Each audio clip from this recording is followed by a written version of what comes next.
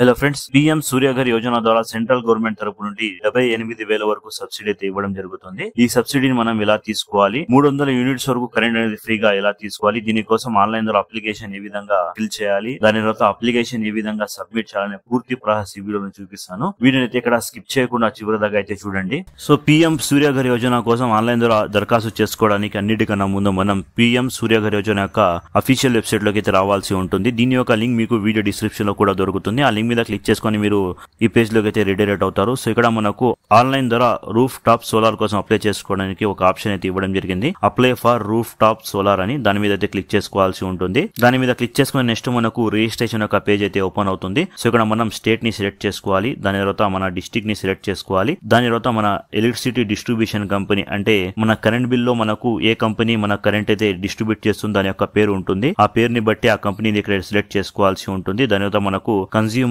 Account number అడుగుతుంది. Consumer account number అనేది మీ current bill number ఏదైతే ఉంటుందో దాన్ని ఇక్కడ ఎంటర్ చేయాల్సి ఉంటుంది. ఎంటర్ చేసిన తర్వాత నెక్స్ట్ మీద క్లిక్ చేసుకోవాలి. నెక్స్ట్ మీద క్లిక్ చేసుకోగానే సో మన కరెంట్ బిల్ యొక్క డీటెయిల్స్ ని ఫెచ్ అయితే చేయడం జరుగుతుంది. మన కరెంట్ బిల్ ఏ కంపెనీకి సంబంధించి దాని యొక్క పేరు అయితే ఇక్కడ చూపిస్తుంది. దాని తర్వాత దీన్ని వెరిఫై చేయడానికి ప్రొసీడ్ మీద క్లిక్ చేసుకోవాలి. ప్రొసీడ్ మీద క్లిక్ చేసుకోగానే మనకు ఈ విధంగా పేజ్ అయితే ఓపెన్ అవుతుంది. సో దీనిలో మన మొబైల్ నంబర్ ఎంటర్ చేసి click to send mobile OTP అనే దాని మీద క్లిక్ చేసుకోవాలి. దాని మీద క్లిక్ చేసుకోగానే మన మొబైల్ నంబర్ పై ఒక ఓటీపీ అయితే రావడం జరుగుతుంది. ఆ ఓటీపీని ఇక్కడ ఎంటర్ చేయాలి. దాని తర్వాత ఇక్కడ కింద మనకు ఈమెయిల్ ఐడి ఎంటర్ చేయమని అడుగుతుంది. మీరు ఖచ్చితంగా ఈ ఈమెయిల్ ఐడి అనేది ఇక్కడ ఎంటర్ చేసుకోండి. ఎందుకంటే మనకు ఫ్యూచర్ లో కొన్ని అప్లికేషన్ మాకు ఈమెయిల్ ద్వారానే వాళ్ళు పంపడం అయితే జరుగుతుంది. సో కాబట్టి ఇక్కడ ఆప్షనల్ ఉన్నా కూడా మీరు ఖచ్చితంగా మీకు వర్కింగ్ లో ఉన్న ఒక ఈమెయిల్ ఐడిని ఇక్కడ ఎంటర్ చేసుకోండి. దాని తర్వాత కింద ఇచ్చిన క్యాప్చర్ ని ఫిల్ చేసి సబ్మిట్ మీద క్లిక్ చేసుకోండి. సబ్మిట్ మీద క్లిక్ చేసుకోగానే మనం సక్సెస్ఫుల్ గా రిజిస్టర్ అయితే అయిపోతాము. సో దాని తర్వాత మనం లాగిన్ అవ్వాల్సి ఉంటుంది. సో దానికోసం లాగిన్ మీద క్లిక్ చేసుకుని ఇక్కడ మన మొబైల్ నంబర్ ఎంటర్ చేసుకుని కింద ఇచ్చిన క్యాప్చర్ ని ఫిల్ చేసి నెక్స్ట్ మీద క్లిక్ చేసుకోగానే మరోసారి మన మొబైల్ నంబర్ ఒక ఓటీపీ అయితే రావడం జరుగుతుంది. ఆ ఓటీపీని ఎంటర్ చేసి లాగిన్ మీద క్లిక్ చేసుకుని మనం సక్సెస్ఫుల్ లాగిన్ అయితే అయిపోతాము. సో ఇక్కడ చూడవచ్చు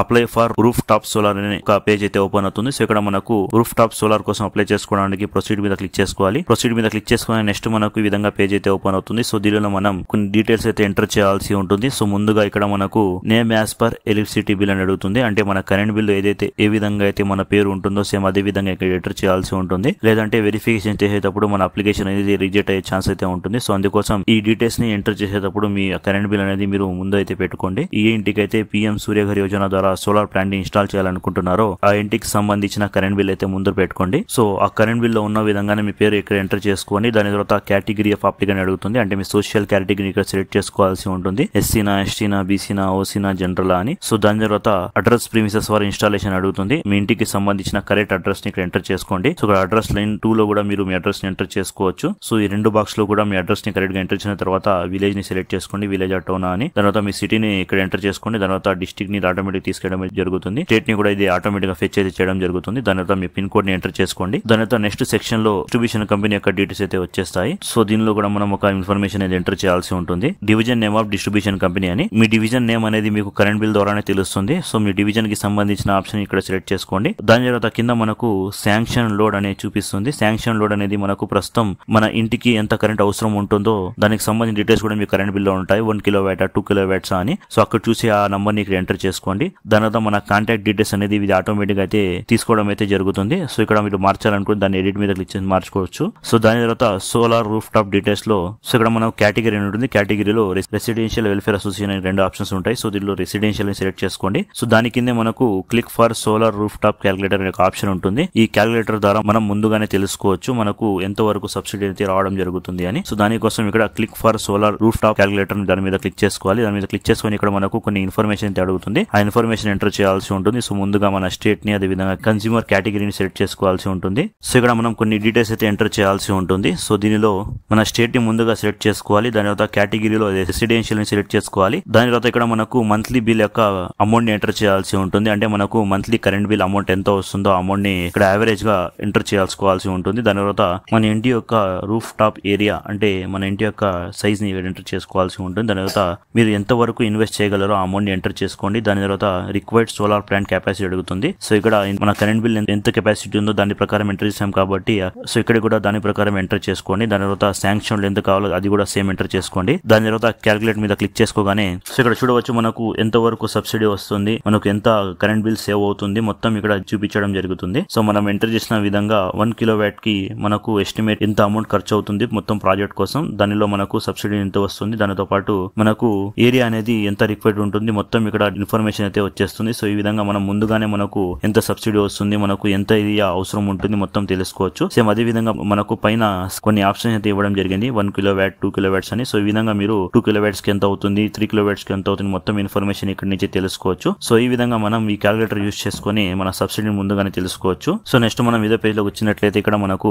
ప్రపోజ్ సోలార్ ప్లాంట్ కెపాసిటీ అని అడుగుతుంది. సో మరోసారి మన ఇంటికి ఎన్ని కిలోవాట్స్ అవసరం ఉంటుందని ఇక్కడ ఎంటర్ చేసుకోవాల్సి ఉంటుంది. దాని తర్వాత మనం ముందుగానే ఏదైనా సోలార్ ప్లాంట్ ఇన్స్టాల్ చేసాం అడుగుతుంది. ఇన్స్టాల్ చేసినట్లయితే దానికి సంబంధించిన కెపాసిటీ ఎంటర్ చేసుకోవాల్సి ఉంటుంది. సో దాని తర్వాత కింద మనకు ఒక మ్యాప్ అయితే ఇవ్వడం జరిగింది. సో ఈ మ్యాప్ లో మన ఇంటికి సంబంధించిన అడ్రస్ ఇది ఆటోమేటిక్ అయితే తీసుకోవడం అయితే జరుగుతుంది. సో దీనిలో ఏదైనా తప్పులు ఉంటే మీరు మ్యాప్ మీద క్లిక్ చేసుకుని దాన్ని సెర్చ్ చేసుకోవచ్చు. సో ఈ అడ్రస్ అనేది ఖచ్చితంగా కరెక్ట్ ఉండేలా చూసుకోండి, ఎందుకంటే మీరు సో దాని తర్వాత సేవ్ అండ్ నెక్స్ట్ మీద క్లిక్ చేసుకోవాలి. నెక్స్ట్ పేజ్ లో మనకు మన ఎలక్ట్రిసిటీ బిల్ కి సంబంధించిన ఒక ఫోటోని అప్లోడ్ చేయడం అడుగుతుంది. సో ఇక్కడ ఫోటో అనేది మీరు లాస్ట్ 6 months లో ఏదైనా ఒక బిల్ ఒక ఫోటోని అప్లోడ్ చేయాల్సి ఉంటుంది. సో దానికోసం చూస్ ఫైల్ మీద క్లిక్ చేసుకుని మీరు అప్లోడ్ చేయవచ్చు. అప్లోడ్ చేసిన తర్వాత సేవ్ మీద క్లిక్ చేసుకోగానే అప్లికేషన్ సేవ్ అవుతుంది. దాని తర్వాత మనకు ఫైనల్ సబ్మిషన్ యొక్క ఆప్షన్ కనిపిస్తుంది. సో ఫైనల్ సబ్మిషన్ మీద క్లిక్ చేసుకోవాలి. ఫైనల్ సబ్మిషన్ మీద క్లిక్ చేసుకోగానే మన అప్లికేషన్ సక్సెస్ఫుల్ గా సబ్మిట్ అయితే అయిపోతుంది. సో దాని తర్వాత మనకు ఇక్కడ మన బ్యాంక్ అకౌంట్ డీటెయిల్స్ ని ఎంటర్ చేయమని అడుగుతుంది మన సబ్సిడీ తీసుకోవడానికి. సో దానికోసం గో టు బ్యాంక్ డీటెయిల్స్ మీద క్లిక్ చేసుకోవాలి. దాని మీద క్లిక్ చేసుకొని నెక్స్ట్ మనకు బ్యాంక్ డీటెయిల్స్ ఎంటర్ చేసే పేజ్ అయితే ఓపెన్ అవుతుంది.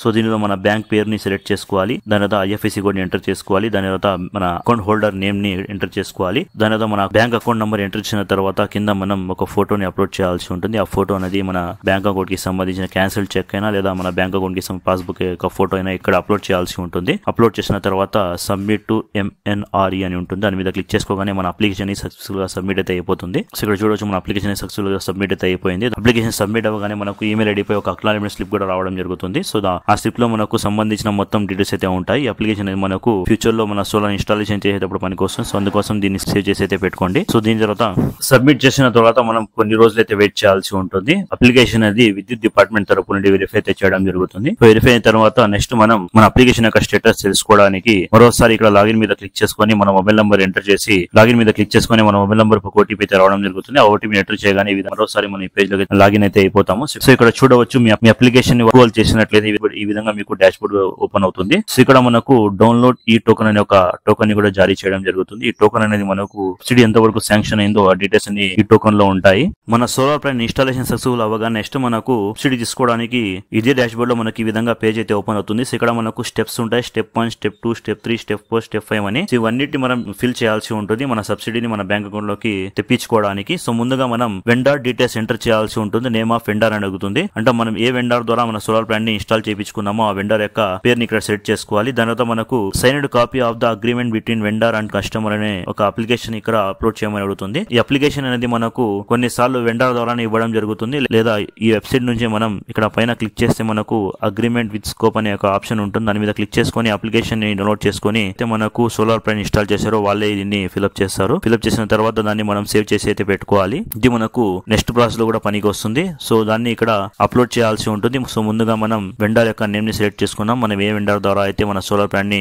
ఇన్స్టాల్ చేయించుకున్నామో ఆ వెండర్ యొక్క పేరుని సెలెక్ట్ చేసుకోవాలి. దాని తర్వాత ఆ అప్లికేషన్ ని అంటే ఆ అగ్రిమెంట్ ని ఇక్కడ అప్లోడ్ చేయాల్సి ఉంటుంది. అప్లోడ్ చేసిన తర్వాత సేవ్ అండ్ నెక్స్ట్ మీద క్లిక్ చేసుకోవాలి. నెక్స్ట్ పేజ్ లో మనకు సోలార్ ఇన్వర్టర్ డీటెయిల్స్ అడుగుతుంది. సో ఈ డీటెయిల్స్ అన్ని మనకు ఆఫ్టర్ ఇన్స్టాలేషన్ అంటే ఒకసారి సోలార్ ప్లాంట్ ఇన్స్టాల్ అయిన తర్వాత దీనికి సంబంధించిన మొత్తం డీటెయిల్స్ మన దగ్గర ఉంటాయి. సో ఆ డీటెయిల్స్ అన్నిటిని ఇక్కడ ఎంటర్ చేయాల్సి ఉంటుంది. ఎంటర్ చేసిన తర్వాత సేవ్ అండ్ నెక్స్ట్ మీద క్లిక్ చేసుకోవాలి. సేవ్ అండ్ నెక్స్ట్ మీద క్లిక్ చేసుకోవాలి. నెక్స్ట్ మనకు photo of solar plant with consumer అడుగుతుంది. అంటే మన సోలార్ ప్లాంట్ ఇన్స్టాల్ చేసాం కదా, సో దానితో పాటు మనం ఒక సెల్ఫీ అయితే దిగాల్సి ఉంటుంది. ఆ సెల్ఫీ యొక్క ఫోటోని ఇక్కడ అప్లోడ్ చేయాల్సి ఉంటుంది. ఆ ఫోటో యొక్క సైజ్ అనేది మాక్సిమం 2 MB కన్నా ఎక్కువ ఉండకూడదు. ఆ ఫోటోని ఇక్కడ అప్లోడ్ చేసిన తర్వాత నెక్స్ట్ మనకు add additional documents as per discom requirement అడుగుతుంది. సో ఇక్కడ మనకు ఏదైతే మెయిల్ ద్వారా ఒక అప్లికేషన్ వచ్చిందో ఆ అప్లికేషన్ ఇక్కడ మనం అప్లోడ్ చేయాల్సి ఉంటుంది. అప్లోడ్ చేసిన తర్వాత సేవ్ అండ్ నెక్స్ట్ మీద క్లిక్ చేసుకోవాలి. సేవ్ అండ్ నెక్స్ట్ మీద క్లిక్ చేసుకొని మనకు ప్రొటెక్ట్ చెక్ లిస్ట్ అనే ఒక పేజ్ అయితే ఓపెన్ అవుతుంది. సో ఇవన్నీ మీకు ఇన్స్టాలేషన్ చేసిన తర్వాత మీకు ఐడియా అయితే వస్తాయి. సో ఇక్కడ ఎస్ అయితే ఎస్ అని సెలెక్ట్ చేసుకోవాలి, లేదా నో అని